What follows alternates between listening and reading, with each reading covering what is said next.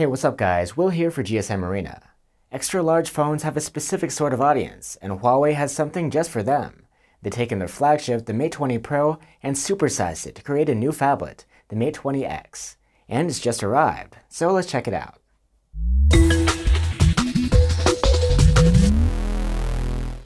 Let's see what's in the box. Open it up and we immediately see the phone. Take these stickers off and looks nice. And yeah, it does seem pretty big. Next, we have a package with a SIM tool. Nothing really inside here though, as this isn't an actual retail box.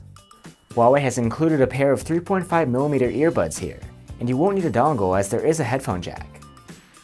We have a USB-C cable, and a 22.5-watt supercharger, which should be pretty fast.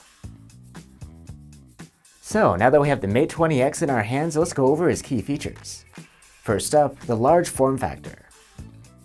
There are a few reasons why you'd want a phone this big, but one of them is that huge screen. It's a 7.2-inch AMOLED with a tall aspect ratio and a 1080p resolution.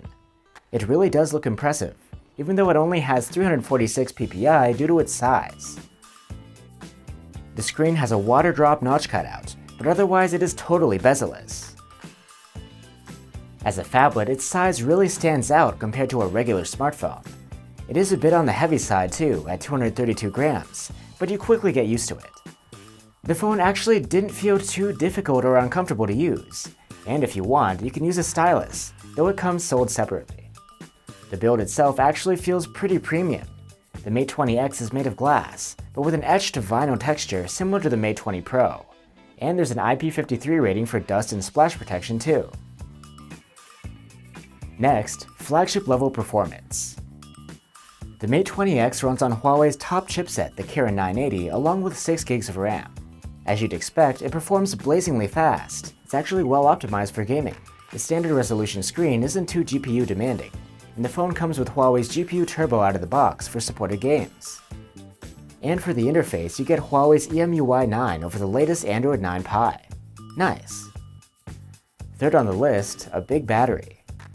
A giant phone should have a giant battery, right? And Huawei doesn't disappoint here with a 5000 mAh power pack. Together with the efficient screen and chipset, we're expecting great things from this phone as far as battery life goes. And even though it's large, it shouldn't take too long to charge up, thanks to the bundled supercharger.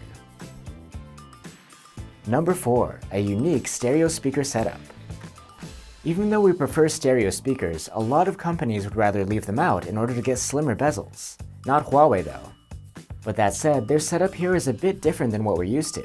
The upper part of the stereo setup doesn't double as an earpiece, and it isn't front-facing. Instead, it's located on the top.